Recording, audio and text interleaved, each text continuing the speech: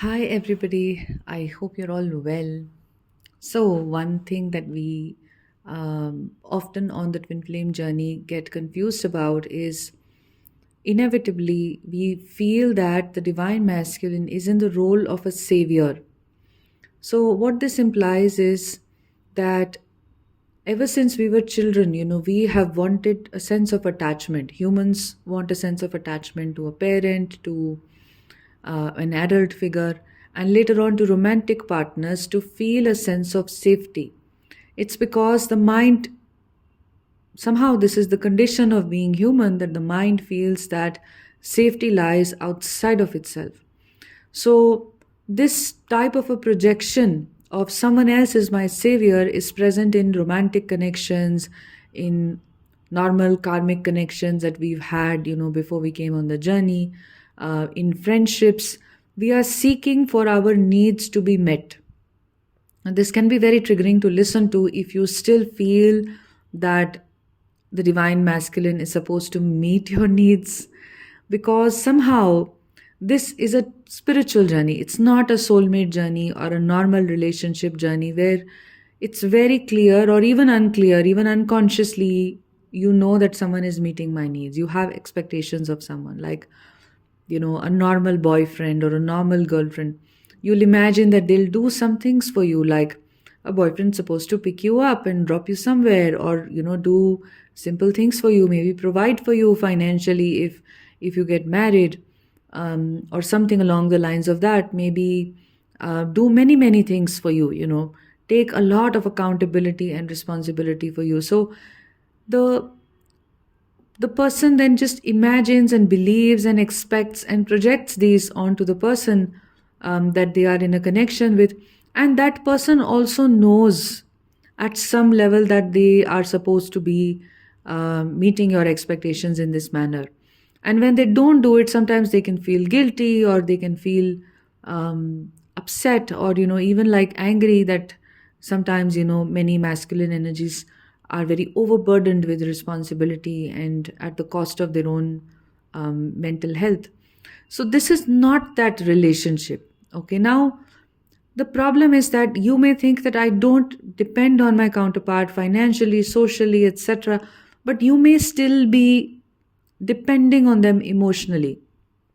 And that's not your fault. It's not like that you feel bad about it, but it's something that you witness and you see and you understand, and it can very well take you very deep.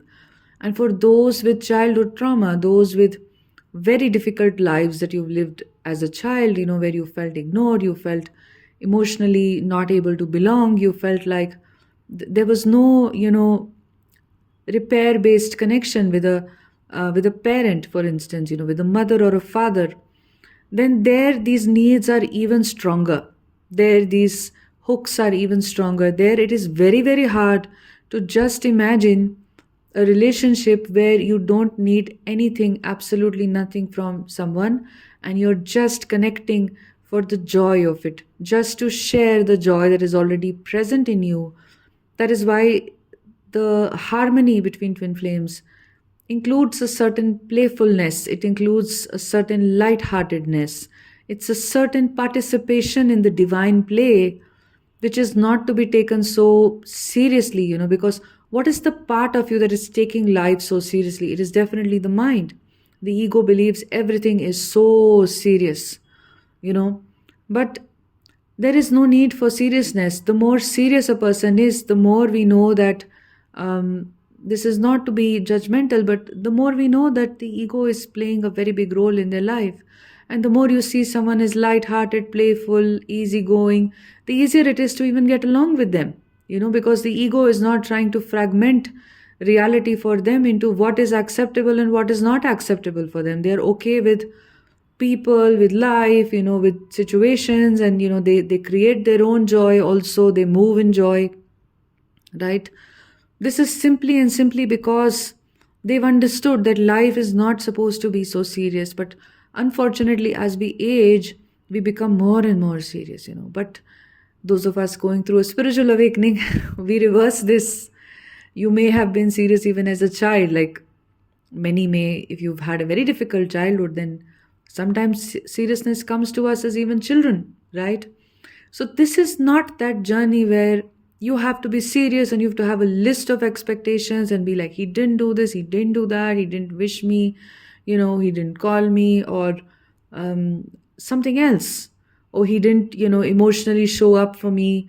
I'm better off with a soulmate or something else along the lines of that you're not. If you're truly on the journey, then if you truly are initiated on the twin flame journey, it's not like a hypothetical concept where you are forcing the label onto some attraction that you have, but it's like the universe is telling you, is shouting at you that you are on this journey, on this divine spiritual awakening.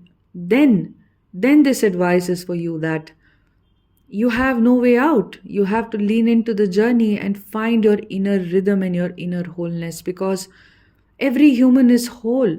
No human is created unwhole. But our minds and, they believe the bane of our existence, in the matrix, you may say it, or in Sanskrit, it would be the samsara. The way we believe that everything around us is real, and we really believe in what seems to be impermanent, what is impermanent, like our life is impermanent. But we live as if life is permanent. We live as if the events around us are very, very consequential and they're very, very permanent, right? This is not to minimize anything. Like sometimes we may get offended at this statement, but this is just a simple spiritual truth that what is permanent and what is not permanent, there should be a distinction made between these two. And for those of you who know Sanskrit or who know Hindi, there is a term here by Adi Shankaracharya which says Nitya Anitya Vivek Vicharam, which means that we must know the distinction between what is permanent, what is not permanent. We must have the discretion between that. And that is a pathway to our liberation, to our ascension. So just simply, I wanted to share this, that your counterpart awakens you to finding your inner wholeness, to finding the truth of your being, which is not that which is made finite by a physical existence or made finite by, compulsions or seriousness or limitations or restrictions or old belief systems, even old traumas. All of those are events that you are actually transcending, that you are moving away from to open up to your true infinite nature, which is the nature of your soul, which is already present inside of you, which you just anchor in through your awareness, through your state of allowing, through your state of being.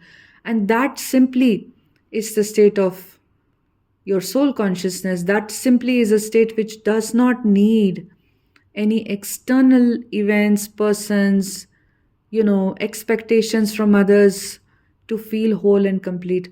And this is why twin flame union is the coming together of two whole individuals, and not someone who is seeking something from someone, like I have a list of these desires that you must meet, or I really want this particular social situation with my counterpart. Where sometimes, one important thing is, like, if you come from a very traditional background that many do come from, like the East, especially, the India and other countries, the Middle East, we can sometimes believe that if there is no marriage present, then you are in some sense socially disapproved of. You're not a part of the social mainstream. So a divine feminine is often challenged even here to give up even this limitation, like who decides whether you are worthy of love or of respect or not. Like, even if there is no marital status sitting with you that you believe is necessary for you to be respected and for you to be honored, it's not the case for the divine feminine. She transcends this limitation also. So your journey is truly spiritual. It goes beyond society, beyond the limitations of the matrix, beyond what you think, will make you worthy. So if you sometimes feel like, I need this to be socially accommodated, I need this to be of some significance to the world around me, that means that somewhere you are still seeking validation from outside.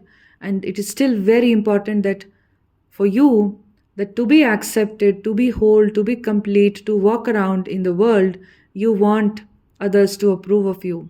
You want society to approve of you. You want your parents to approve of you, or your cousins, or your siblings, or the extended people. And then the feminine is not someone who is going to awaken within these restrictions, because she's an unrestricted energy. So I just wanted to share this. It's not to make you sad or make you feel bad, but it's just bring in some clarity. You're free. Imagine there are no social rules. Why would you care to be restricted by social rules or social approval? Society is, in my opinion, I don't have very good words for it, because it's just a construct of our ego, of the collective ego of mankind, which is constantly suppressing certain people and is constantly upholding, the status of some people. Especially, see, the feminine energy has always been suppressed across cultures. It's not just in the East, but across the world. The female, the woman, has always been, seen to be lower than the man. And that's very true. And you'll see some systemic tendencies still apply, whether they are perpetuated through religions, through customs, through cultures. People have become so modern, but at the same time, there is a certain distinction that still exists in the minds of people, where women are seen to be lesser than men in some sense, right? So now this is not a journey of genders, but this is a journey of energies. This is a journey of the feminine energy finding her spot, and she will not be finding her true place within the constructs of society, but she goes beyond this. And if the feminine is awakening in you, if you truly are on the journey, again, I'm using these caveats, that must apply. It's not like a person that you met and you have a crush on, and an intense crush on, and it's some trauma bonded love, and you're forcing the twin flame label, or you're seeking your twin flame because it's supposed to be some ultimate lover, paradigm that you want to enter. It's not that. It's a spiritual awakening. So that means that this feminine energy is going to be beyond the control of society. She is not going to follow the conventional path. That's just the nature of the feminine. These are my 2 cents here on the journey. Don't control yourself, and don't think that you are to be restricted by the opinions of others, and you need the masculine energy, your counterpart, as a savior to give you some emotional support or social support, or to even coddle you, or to even be in this place where you are sometimes seeking parenting from a romantic connection. Many people in unawakened energies tend to seek that the person should be the one who parents them. I don't know how it is in the West, but in India it's very common. Like, even in memes, even in videos, and when you become like a child when you're with a romantic partner, you even change your voice sometimes to start speaking like a child. And there are so many comedy videos on this, right? So it simply means that you're seeking some kind of a reparenting from a person who is. Why should they do that to you? You should be capable of witnessing your own needs, your own pain of the past with immense compassion and awareness, and see that that doesn't define you. You can reparent yourself if you have to. It's absolutely necessary, in certain stages of the journey until your full awakening has happened, to reparent and to just release the need for an external savior. Because this whole game of the ego, that you are incomplete, that you're half, that, twin flame is not your other half. They are you in a whole complete sense. So at no point, whether in separation or in union, are you incomplete. There is a certain oneness, which means you are the same, but it does not mean that I'm incomplete without you. Okay, so this is a very important shift to have, that I just wanted to share with all of you. Try to see why the need is present so strongly. Why do you feel that, whether there are certain desires present that you expect them to fulfill, or there are certain social needs which I feel will resonate with many, that very often can be present. And it's not your fault. It's not about blaming yourself, but it's about transcending these limitations that your mind imposes on your soul, because it's a mind. Mind is a construct, and that the soul itself has created the ego in some sense. You have created your own ego. It's not it's feeding on your own energy, really. These thoughts and the beliefs by themselves, they don't have any standing, is what I'm trying to say. If you wish to work one-on-one with me, click on the first link in the description, see the types of sessions that I offer. There will be certain structural changes I'm making to these sessions that will be active in the next week or so. But until then, this is what I'm offering. This is the price range that I'm offering. If you wish to work with me, we go very deep in these sessions. We do some deep work, inner work, healing work. What is required? I also share intuitive guidance with you, and yes, any guidance and support that you need on the journey.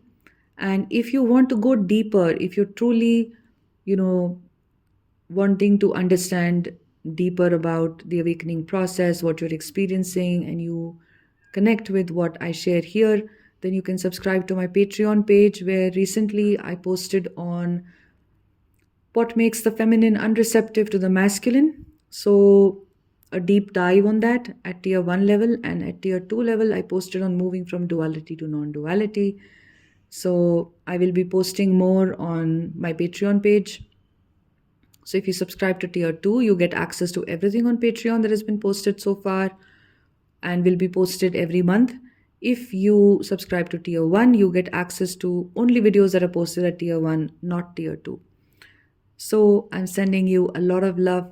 Have a beautiful day. Take care.